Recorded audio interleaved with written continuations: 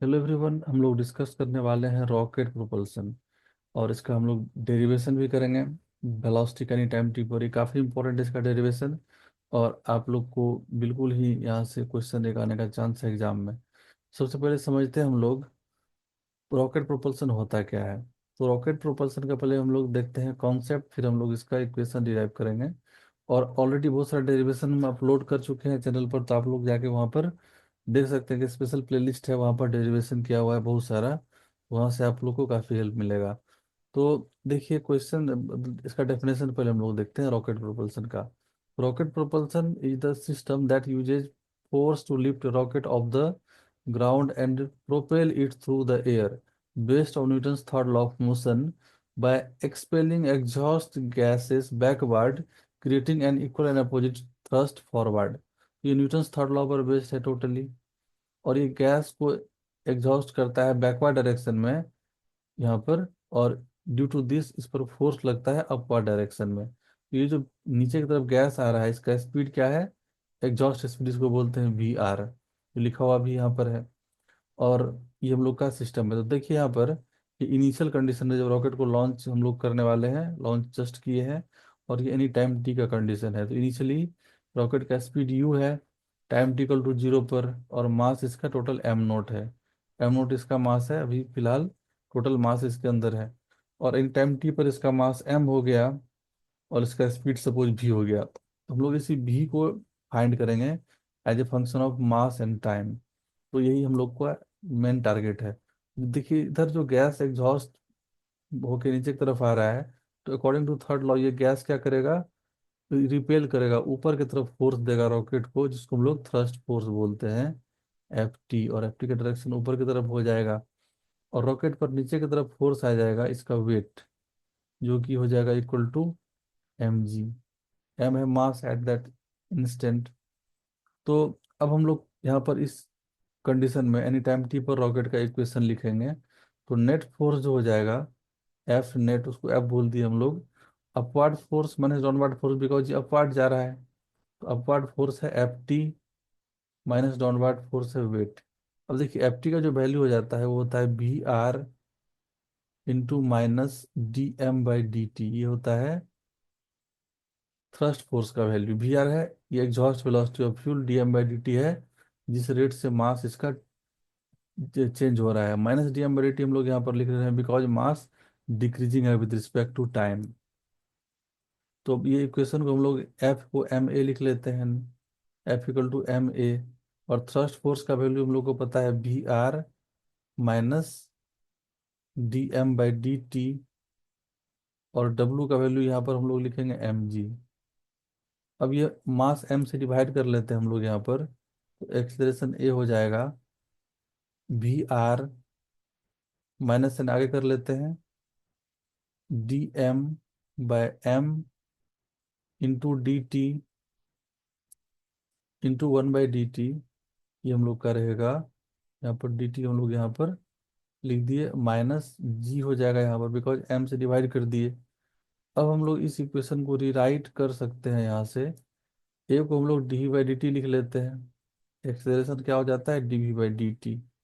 और ये हम लोग का माइनस यहाँ पर हो गया V R into D M by M into one by D T, फिलहाल यहाँ पर रहने देते हैं, माइनस जी।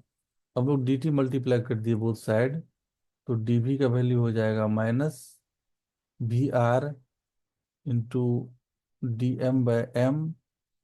डी टी से ये डी टी तो कैंसिल हो जाएगा, minus G into D T.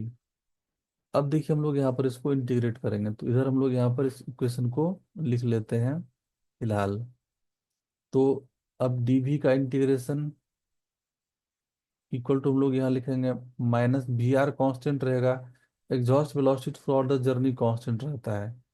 और इधर हम लोग का मास वेरिएबल है, तो D M by M integration के अंदर रहेगा। हम लोग इंटीग्रेशन ले रहे हैं बेसिकली ये वाले इक्वेशन का बोथ साइड, माइनस जी, और यहाँ पर डी टी का इंटीग्रेशन। अब देखिए हम लोग लिमिट लेंगे प्रॉपर यहाँ पर सारे में वेरिएबल में। टाइम टी इक्वल टू जब जीरो है, तो टोटल मास इसका सिस्टम का है एम नोट है। Time T equal to zero पर मास एम नोट है। और इसका स्पीड क्या है? देखिए यू है, बी का वैल्यू यू हो जाएगा। एनी टाइम टी पर इसका मास एम एज्यूम कर लिया हम लोग यहाँ पर, जैसे कि टाइम टी पर मास एम एज्यूम किया है, और इसका स्पीड भी हो गया। अब ये इंटीग्रेशन काफ़ी आसान है, ये हो जाएगा भी माइनस यू, और यहाँ पर minus B R, D M by M का इंटीग्रेशन हो जाएगा log M L N M, और इसका लिमिट यहाँ से एम नोट से एम रहेगा, माइनस जी, और डी टी का इंटीग्रेशन टी, इसका भी लिमिट जीरो से टी रहेगा। तो अब देखिए यहाँ पर जो ये इक्वेशन है, ये क्या हो गया, भी इक्वल टू, इधर हम लोग u को ट्रांसफर कर दे रहे हैं, u माइनस ये भी आर रहेगा हम लोग का यहाँ पर log m minus log M naught, यहाँ पर upper limit minus lower limit करेंगे तो हम लोग इसको लॉग या एल एन, इसको हम लोग लिख लेते हैं L N M divided by M naught, ऐसे हो जाएगा upper limit minus lower limit. ये वी आर यहाँ पर है, जो कि एग्जॉस्ट वेलोसिटी है फ्यूल का, पहले से हम लोग कैरी कर रहे हैं उसको, माइनस जी, और टी माइनस जीरो, तो यहाँ पर लिख लेते हैं टी माइनस जीरो फिलहाल। तो आप देख सकते हैं v का जो वैल्यू आ गया यहाँ से, u minus V R log m by M naught minus G T. तो अब देखिए यहाँ से क्या हो जाएगा, हम लोग इसको ऐसे फिर से लिख लेते हैं, u को हम लोग ऐसे लिखे, u माइनस जी टी लिख लेते हैं यहाँ पर, और यहाँ पर minus V R L N M by M naught, ऐसे लिख दिए। तो ये हम लोग का वेलोसिटी का एक्सप्रेशन आ गया एनी टाइम टी पर। तो ये आपको याद रखना है, ये बहुत यूजफुल है, इससे बहुत सारा प्रॉब्लम सॉल्व हो जाएगा। ये वेलोसिटी का expression as a function of time. अब देखिए, अगर इनिशियल स्पीड यू जीरो होगा और acceleration due to gravity zero हो जाएगा, मतलब ग्रेविटी फ्री स्पेस अगर रहेगा, तो क्या हो जाएगा, if u equal to zero, initial speed कुछ नहीं है और ग्रेविटी फ्री स्पेस है, तो acceleration due to gravity zero हो जाएगा, जी का वैल्यू। यहाँ से भी का वैल्यू कितना आ जाएगा हम लोग का, minus V R L N M by M naught. ये भी केस कभी कभी यूज आता है।